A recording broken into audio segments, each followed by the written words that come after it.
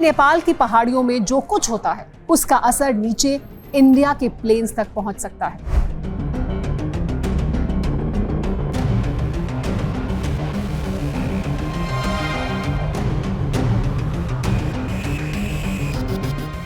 तो सवाल यह है कि क्या नेपाल की डिजास्टर वल्नरेबिलिटी भारत के लिए भी एक परमानेंट रिस्क है?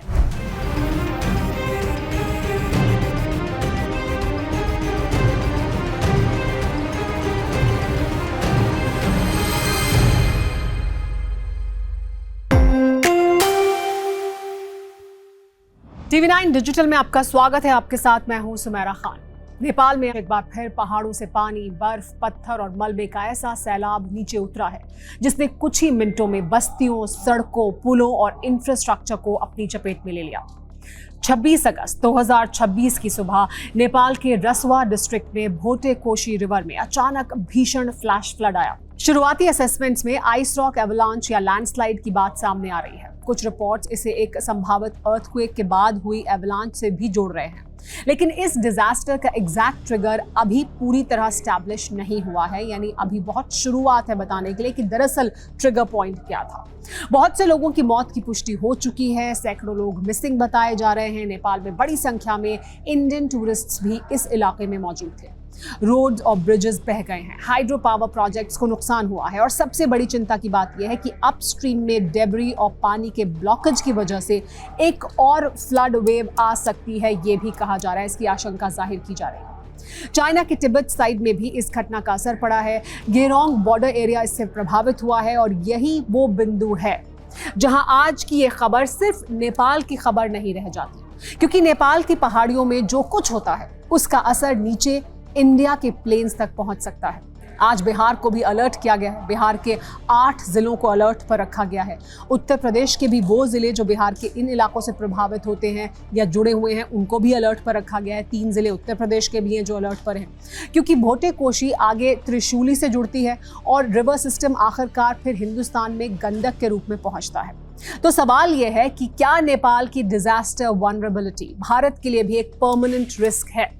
और इससे भी बड़ा सवाल, क्या तिब्बत से शुरू होने वाला कोई नेचुरल डिजास्टर नेपाल के रास्ते बिहार तक और तिब्बत के एक दूसरे हिस्से से अरुणाचल प्रदेश, असम और बांग्लादेश तक पहुंच सकता है? दरअसल हिमालय को आप सिर्फ एक माउंटेन रेंज की तरह देखेंगे तो पूरी कहानी समझ में नहीं आएगी। इसे एक ऐसे इंटरकनेक्टेड सिस्टम की तरह देखना होगा जहां ग्लेशियर्स हैं, ग्लेशियल लेक्स हैं, नदियां हैं, अर्थक्वेक्स यहां आते हैं, मॉनसून है, लैंडस्लाइड्स हैं और अब तेजी से बदलता क्लाइमेट भी है।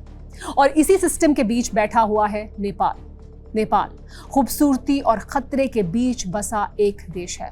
नेपाल दुनिया की 2 बड़ी टेक्टोनिक प्लेट्स के कोलिजन पॉइंट पर बैठा है।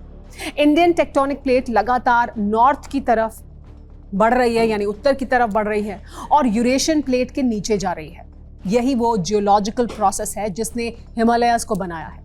लेकिन हिमालयाज का बनना अभी खत्म नहीं हुआ है। इसका मतलब है कि जमीन के नीचे प्रेशर लगातार बिल्ड होता रहता है और जब ये प्रेशर रिलीज होता है तो अर्थक्वेक आता है। नेपाल की एक और बड़ी समस्या उसकी ज्योग्राफी है। कुछ ही दूरी में जमीन दुनिया के सबसे ऊंचे माउंटेन से स्टीप हिल्स और फिर फ्लैट प्लेन्स तक उतर जाती है। यानी बहुत जल्दी बदलाव होता है ज्योग्राफी में। अगर ऊपर पहाड़ों में भारी बारिश हो, ग्लेशियर्स टूटे, लैंडस्लाइड हो या कोई नदी अचानक ब्लॉक होकर फिर टूट जाए तो पानी और मलबा बहुत तेजी से नीचे आ सकता है। फिर आता है मॉनसून। ये एक और बड़ी समस्या है।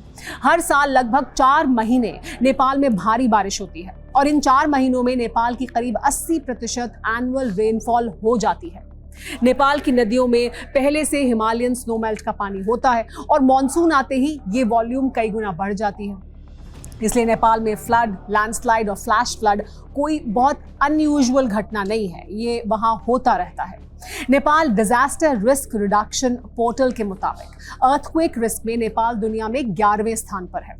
2021 के पॉपुलेशन सेंसस के अनुसार नेपाल के 99% वार्ड किसी न किसी डिजास्टर रिस्क का सामना करते हैं। करीब 63.6% वार्ड ऐसे हैं जो फ्लड रिस्क में हैं। 59.7% लैंडस्लाइड रिस्क का सामना करते हैं। यानी नेपाल में सवाल ये नहीं है कि डिजास्टर आएगा या नहीं, सवाल ये है कि अगला डिजास्टर कब आएगा और उस समय कितनी तैयारी होगी। नेपाल की डिजास्टर हिस्ट्री क्या बताती है ये भी जान लीजिए। अगर नेपाल के इतिहास को हम डिजास्टर्स के लेंस से देखेंगे तो एक पैटर्न दिखाई देता है। 1983 से अप्रैल 2026 तक नेचुरल डिजास्टर्स में 43,500 से ज्यादा लोगों की मौत हो चुकी है और सिर्फ अप्रैल 2025 से अप्रैल 2026 के बीच 496 मौत दर्ज की गई। यानी डिजास्टर नेपाल की हिस्ट्री का कोई छोटा चैप्टर नहीं है, ये उसके प्रेजेंट और फ्यूचर का भी हिस्सा है। 1934 में बिहार नेपाल में अर्थक्वेक आया। 15 जनवरी 1934, एक ऐसा अर्थक्वेक जिसने नेपाल और भारत दोनों को हिला दिया। इसका मैग्नीट्यूड करीब 8 से 8.3 के बीच आका गया था। एपिसेंटर ईस्टर्न नेपाल में बिहार बॉर्डर के पास था। इसका असर तिब्बत से लेकर बॉम्बे और असम से पंजाब तक महसूस किया गया। काठमांडू वैली के काठमांडू, भक्तापुर और पाटन को इसकी वजह से भारी नुकसान हुआ। नेपाल में 2 लाख से ज्यादा बिल्डिंग्स डैमेज हो गई या पूरी तरह से डिस्ट्रॉय हो गई। बीरगंज, जो आज भारत के बॉर्डर पर एक बड़ा कमर्शियल सेंटर है, लगभग पूरी तरह तबाह हो गया।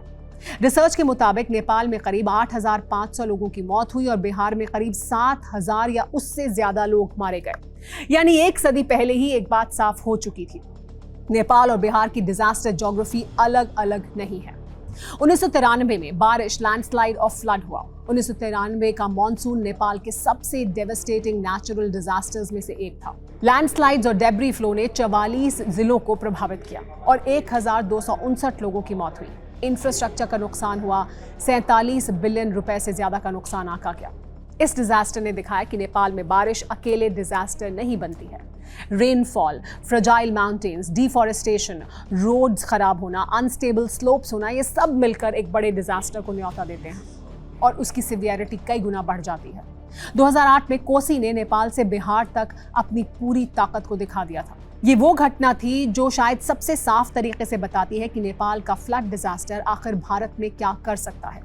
18 अगस्त 2008 को नेपाल में कोसी नदी अपने ईस्टर्न एम्बैंकमेंट को तोड़कर नया रास्ता बना देती है। ये ब्रीच कोसी बराज से करीब 13 किलोमीटर अपस्ट्रीम और इंडियन बॉर्डर से करीब 8 किलोमीटर उत्तर में था।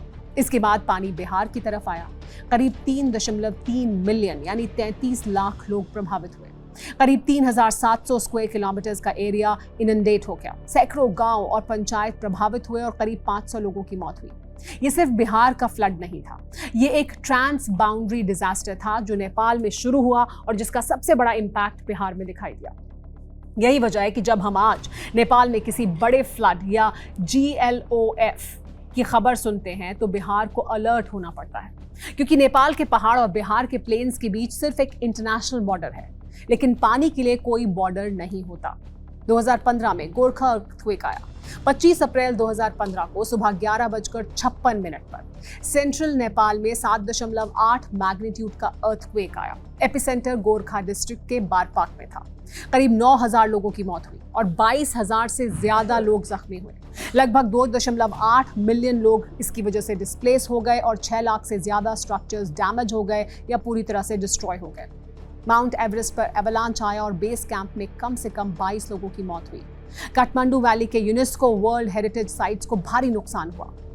धाराहरा टावर कोलैप्स हो गया। 12 मई को 7.3 मैग्नीट्यूड का एक बड़ा आफ्टरशॉक आया और 153 लोगों की मौत हुई।